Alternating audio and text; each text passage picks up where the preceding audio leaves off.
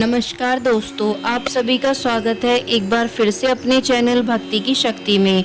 तो दोस्तों, आज हम जानेंगे सोमवार व्रत के बारे में। इस व्रत की कथा क्या है, इस व्रत की पूजन विधि क्या होती है, आइए जानते हैं इन सब के बारे में। सोमवार का दिन भगवान शंकर को समर्पित होता है। आज के दिन भक्त भोलेनाथ को प्रसन्न करने के लिए विशेष पूजा अर्चना की जाती है।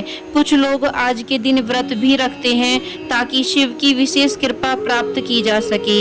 बाबा भोलेनाथ के आशीर्वाद के लिए आप भी सोमवार का व्रत कर रहे हैं तो शिव व्रत कथा को पढ़कर या सुनकर इस उपवास को पूरा करें। नारद पुराण के अनुसार सोमवार व्रत में व्यक्ति को प्रातः स्नान करके शिव जी को जल और बेलपत्र चढ़ाना चाहिए तथा शिव गौरी की पूजा करनी चाहिए। शिव पूजन के बाद सोमवार व्रत कथा सुननी चाहिए। इसके बाद केवल एक समय ही भोजन करना चाहिए। साधारण रूप से सोमवार का व्रत दिन के तीसरे पहर तक होता है, मतलब शाम तक रखा जाता है। सोमवार व्रत 3 प्रकार का होता है: प्रति सोमवार व्रत, सौम्य प्रदोष व्रत और 16 सोमवार का व्रत। इन सभी व्रतों के लिए एक ही विधि होती है। आइए अब सुनते हैं सोमवार की व्रत कथा को।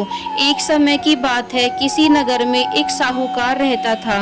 उसके घर में धन की कोई कमी नहीं थी, लेकिन उसकी कोई संतान नहीं थी। इस कारण वह बहुत दुखी था। पुत्र प्राप्ति के लिए वह प्रत्येक सोमवार व्रत रखता और पूरी श्रद्धा के साथ शिव मंदिर जाकर भगवान शिव और माता पार्वती जी की पूजा करता था। उसकी भक्ति देखकर एक दिन माँ पार्वती प्रसन्न हो गई और भगवान शिव से उस साहूकार की मनोकामना पूर्ण करने का आग्रह किया। पार्वती जी की इच्छा सुनकर भगवान शिव ने कहा कि हे पार्वती, इस संसार में हर प्राणी को उसके कर्मों का फल मिलता है और जिसके भाग्य में जो होता है उसे वही भोगना पड़ता है। लेकिन पार्वती जी ने साहूकार की भक्ति का मान रखने के लिए उसकी मनोकामना पूर्ण करने की इच्छा जताई। माता पार्वती के आग्रह पर शिवजी ने साहूकार को पुत्र प्राप्ति का वरदान तो दिया, लेकिन साथ ही यह भी कहा कि उसके बालक की आयु केवल 12 वर्ष होगी। माता पार्वती और भगवान शिव की बातचीत को साहूकार सुन रहा था। उसे ना तो इस बात की खुशी थी और ना ही दुख। वह पहले की ही भांति शिव जी की पूजा करता रहा। कुछ समय के बाद साहूकार के घर एक पुत्र का जन्म हुआ।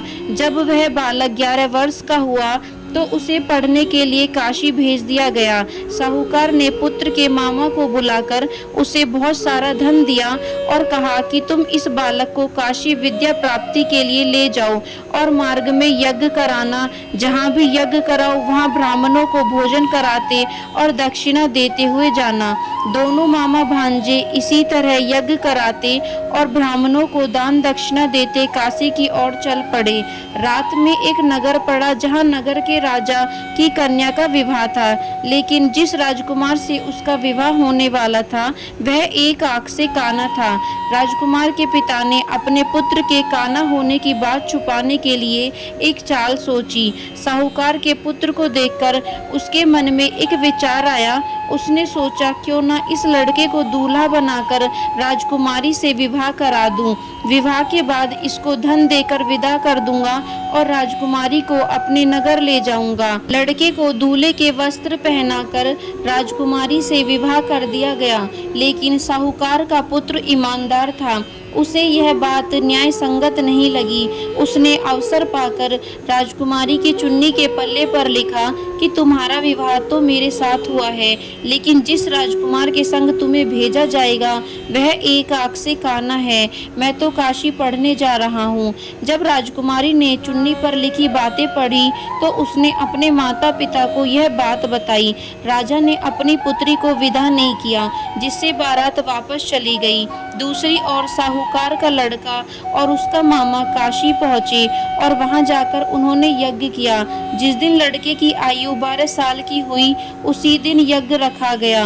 लड़के ने अपने मामा से कहा कि मेरी तबीयत कुछ ठीक नहीं है। मामा ने कहा कि तुम अंदर जाकर सो जाओ। शिवजी के वरदान के अनुसार कुछ ही देर में उस बालक के प्राण निकल गए। मृत भांजे को देख उसके मामा ने विलाप शुरू किया। संयोगवश उसी समय शिवजी और माता पार्वती उधर से जा रहे थे। पार्वती ने भगवान से कहा, स्वामी, मुझे इसके रोने के स्वर को सहन नहीं हो रहा। आप इस व्यक्ति के कष्ट को अवश्य दूर करें। जब शिवजी मृत बालक के समीप गए तो वह बोले कि यह उसी साहूकार का पुत्र है जिसे मैंने 12 वर्ष की आयु का वरदान दिया। अब इसकी आयु पूरी हो चुकी है। लेकिन मातृ भाव से विभोर माता पार्वती ने कहा कि हे महादेव, आप इस बालक को और आयु देने की कृपा करें, अन्यथा इसके वियोग में इसके माता पिता भी तड़प तड़प कर मर जाएंगे। माता पार्वती के आग्रह पर भगवान शिव ने उस लड़के को जीवित होने का वरदान दिया। शिवजी की कृपा से वह लड़का जीवित हो गया। शिक्षा समाप्त करके लड़का मामा के साथ अपने नगर की ओर चल दिया। दोनों चलते हुए उसी नगर में पहुंचे जहां उसका विवाह हुआ था। उस नगर में भी उन्होंने यज्ञ का आयोजन किया। उस लड़के के ससुर ने उसे पहचान लिया और महल में ले जाकर उसकी खातिरदारी की और अपनी पुत्री को विदा किया।